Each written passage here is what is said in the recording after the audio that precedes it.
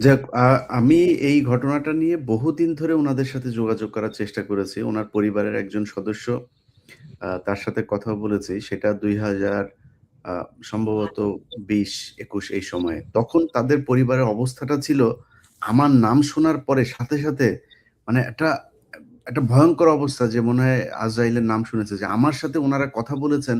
এইটা যদি উনার বক্তব্যটা ছিল এরকম যে, "ভাই, আমাদের পরিবারের প্রতিজনের ফোন তারা ট্র্যাক করে রেখেছে। কার সাথে কথা বলি, কে বাসায় আসে, আমরা কোথায় যাই, সবকিছু সেনাবাহিনী এটা দেখভাল করত।" এবং আমি ফোন করার পরে তখন, "ভাই, ভাই, আমরা এখন কথা বলতে পারব না। খুব খারাপ অবস্থা, ভয়ংকর অবস্থা। এটা নিয়ে কোনো করেন না। আপনি আমাদের সাথে যোগাযোগ করেন না।" এরকম একটা পরিস্থিতি ছিল তাদের উপরে। তো সেই পরিস্থিতি থেকে এখন কথা বলার সুযোগ এসেছে, এবং আমার জি। বিশ্বাস যে বর্তমান যিনি প্রধানমন্ত্রী আছেন, তনুর বাবাও তার কাছে বিচার চেয়েছেন। তিনার কাছে অনুরোধ যে সেনাবাহিনীর যেই কালপ্রিট, যারা কি হত্যাকারী, খুনি, চাঁদাবাজ, গুমকারী, এই ধরনের সেনাবাহিনী বাংলাদেশের পুরো সেনাবাহিনীকে রিপ্রেজেন্ট করে না।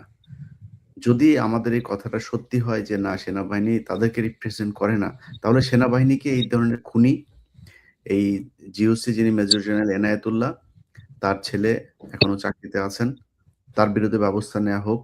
তার স্ত্রী কোথায় আছে? এবং এনায়েতুল্লাহ, আমি যতটুকু জানি, সে এখনো দেশে আছেন। এনায়েতের বক্তব্য আমার কাছে রেকর্ড করা আছে। ওই সময়ের কয়েকজন পুলিশ কর্মকর্তার বক্তব্য রেকর্ড করা আছে। আমি নেক্সট কয়েকদিনে আপনাদেরকে কয়েকজনের বক্তব্য আমি আলাদা, আলাদাভাবে শোনাবো। সেখান থেকে আপনারা আরো বিস্তারিত জানতে পারবেন যে পুলিশকে কিভাবে ভয় ভীতি দেখিয়ে তারপরে সেনাবাহিনী এই হত্যাকাণ্ডটাকে ধামাচাপা দিয়েছেন। তো এ কাকা, তনুর মাকে কিছু বলবেন? খালাম্মা কিছু বলতে চান? তনুর আম্মা অসুস্থ। আচ্ছা। এই না, উনি পাশের থেকে অসুস্থ কথা কি? বলছেন, তো যদি কিছু বলতে চান তাহলে বলতে পারেন। না, উনি শুনতেছে, শুনছে। ওই হুম, শুয়ে রয়েছে, শুনছে। এই জি। তো এখন আমরা আমার, কিন্তু জি বলেন। আমরা কোনো সুস্থ না, অসুস্থ। আমার মেরুদণ্ড অপারেশন। এই এখনো আমার ঠের দেয়, এখনো ভালো আচরণ করে নাই কেউ। আর শেষ কি বলবো দিন আপনার কাছে? শেষ দিন কাকা, এই যে মানে তনুর সাথে আপনার যে শেষ দেখাটা হলো, ঐদিন সে বাসা থেকে বের হওয়ার সময়, ওই সময়ের স্মৃতিটা কি মনে করতে পারেন? হ্যাঁ, ওই সময় আমরা একসাথে ভাত খাইছি। আমার মেয়ে আর আমি একসাথে ভাত খাইছি। খাওয়ার পর বাবা বাবা খালি খায় চুমায়, একাই খালি চুমায় আমার। মা, তুমি এমন করতেছো কেন? চুমাইতেছো কেন? খাই কি? বাবা, ভাল লাগে না আমার। কেন যে আপনার চুমাইতে মন চায়? এই অনেকক্ষণ চুমাইলো। যখন আমার 2টা বাজলো, তখন আমি অফিসে এসে পড়লাম। আমার লাস্ট কথা আপনার কাছে, আমার যে সিউ ছিল মনিরুল ইসলাম, আমার যে দরখাস্তটা অজ্ঞাত মামলা লেখছে, উনি কি অপরাধের সাথে জড়িত থাকতে পারে? আমার ওনাকে সন্দেহ হয়। উনি ওই দিন রাত্রে কই ছিল? এই ক্যানবোর্ডের সিউ উনি হুম। কই ছিল? ওই রাত্রে কই ছিল উনি?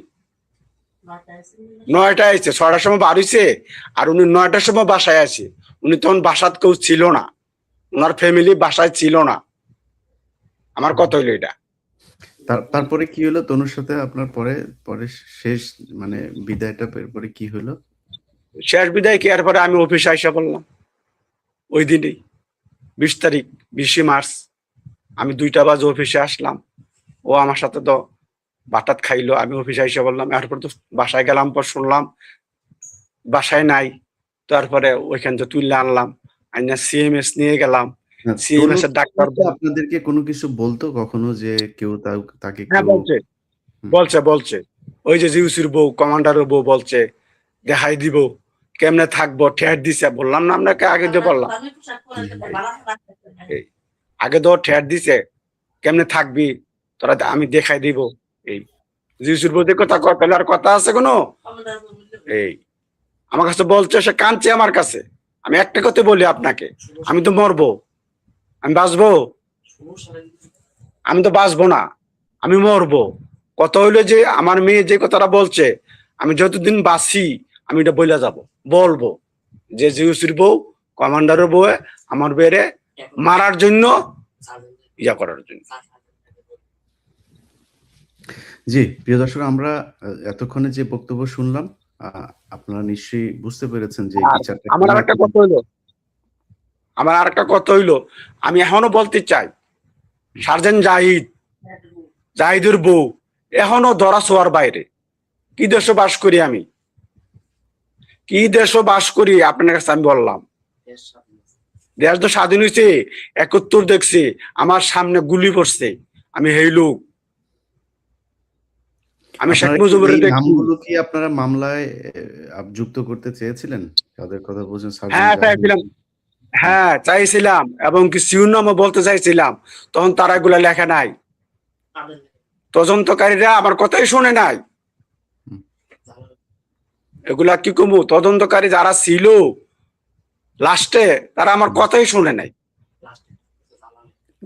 লাস্টে জালাল, লাস্টে এটা তদন্ত করছে জালাল, সিআইডি জালাল। হুম। আমার ওয়াইফে জালাল তো অনেক পরে আসছে। এর আগে যারা ছিলেন নাজমুল করিম সহ, তারপর ভানু দাস ছিলেন, এরা যারা এই ঘটনাটার সাথে জড়িত মানে এই তদন্তের সাথে। না না, নাজমুল করিম ছিল তো, নাজমুল করিম তো ছিল আপনার জালালের আন্ডারে। এই নাজমুল করিম সাহেব জালাল কি শুরু থেকেই ছিল? হ্যাঁ, জালাল শুরু থেকে ছিল। আচ্ছা, জালাল এমনিতে আপনাদেরকে সহায়তা করে নাই? কি সহায়তা করবে আমাদের জালাল? জালাল উল্টা তাদের সাথে মিলা আমাদের ইয়ে করতো, দম খাইতো। তার মানে পুলিশের ভেতরেই দুইটা ভাগ হয়ে গিয়েছিল, তাই না? হ্যাঁ বাঘ ছিল, হ্যাঁ বাঘ, একটা ছিল ঘুষ, একটা ছিল ঘুষ। এই যে জালাল কই তো ঘুষ, আমি হাজার হাজার লোকের সামনে বলতে পারবো, হাজার হাজার লোকের সামনে আমি বলবো যে ঘুষকে আমার মামলাটাকে নষ্ট করে দিছে। আমার কথা কিছুই লেখে নাই। খালি নাজমুল করিম ঢাকা যখন ছিল তখন ভালো ছিল, নাজমুল করিম যাওয়ার পরে যারা ছিল এরপর থেকে মামলাটা আর আমি কোনো বুঝিনি। আমার ঠেট দিত, আর খালি একটা তারিখ দিত, নিয়ে খালি আমরা বসাই রাখতো ঘন্টার পর ঘন্টা, ঘন্টার পর ঘন্টা। আমি যে কই যে আমি মরে যেতে চাই, আচ্ছা 10 বছর কেন বলি, মানুষ আবার জিজ্ঞেস করে কাকা আপনার মেয়ের খবরটা কি, আপনার মেয়ের খবরটা কি। আমি কিচ্ছু বলতে পারি না, এখনো আমি বলতে পারি না যে আমার মেয়েটার বিচার আমি পাবো।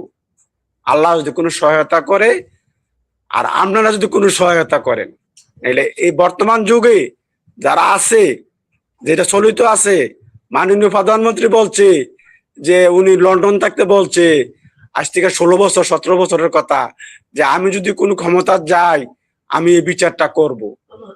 লাস্ট আমার কথা হইলো, উনি যদি বিচারটা না করে, উনার বাধা ভিন্ন আমি কিচ্ছু চাবো না, আমি উনার সাথে জোর, আমি মরার প্রস্তুতি নিয়ে হইলো আমি দেখা করব। আপনার কাছে একটু বললাম, আমি মরে যাবো গা, ও আমি বিচারটার কথা বলে যেতে চাই ওনার কাছে, মাননীয় প্রধানমন্ত্রীর কাছে। কারণ উনিও কেউ নাই উনারও, আমারও বাপও নাই, মাও নাই, ভাই নাই, কেউ নাই, আমার কেউ নাই, একটা বোন নাই, খালি 2টা ছেলে আছে আল্লাহর আমানত, এই আমি জানি, আমার আর কেউ নাই। এই আর কুমিল্লা যে সাংবাদিকরা আছে বা আমনে আছেন, পুরো বাংলাদেশে যত সাংবাদিক আছে তারার জন্য আমি বাচ্চা রয়েছি। এই পুরো বাংলাদেশ এবং কুমিল্লার সাংবাদিক। না কাকা, আপনি তো নিজেও দেখেছেন, শুধু এখন না, যখন আওয়ামী লীগ সরকার ক্ষমতায় ছিল ওই সময়ও বাংলাদেশের সাধারণ মানুষ আপনাদের পরিবারের প্রতি সহমর্মিতা জানিয়েছেন এবং এটা স্বীকার করি, আমি এটা কৃতজ্ঞ, এটার জন্য আমি কৃতজ্ঞ পুরো বাংলাদেশের সাংবাদিকের কাছে এবং যে পুরো দেশবাসীর কাছে আমি কৃতজ্ঞ, এখনো কৃতজ্ঞ। এখন আমার অনেকে জিজ্ঞেস করে নামাজ পড়তে গেলে, নামাজে গেলে বা কোন, আমি করতে পারি না তো আঙ্কেল, একবার বাইরে শুধু খালি বিকাল বেলা, নাইলে আমি সারাটা দিন বাসা ফেরা থেকে, নাইলে মানুষের কাছে আমার জবাব দিতে হয় প্রশ্ন করে। এখনো কি আপনার মেয়ের বিচার পাবেন না? এখন কি ওই সরকার আছে নাকি? একটুক বলে আমাকে। আর ওই লোক কেমন চাকরিতে আছে, এনায়তুল্লাহ কেমন চাকরিতে আছে নাকি? আপনি কিসের ভয় পান? আমরা আছি, জনগণ কই কথা। আর সাংবাদিকরা বলে, আমি কি বলবো সাংবাদিকের কথা, তারা আমার যা উপকার করছে কুমিল্লা, পুরা বাংলাদেশ, পুরা বিশ্ব, আপনি সহ, আমার কোনো বলার নাই। আমি কৃতজ্ঞ, আমার ফ্যামিলি আমরা আপনার কাছে কৃতজ্ঞ। এই 10 বছর আর কি বলবো, তারা আমার বাঁচাই রাখছে।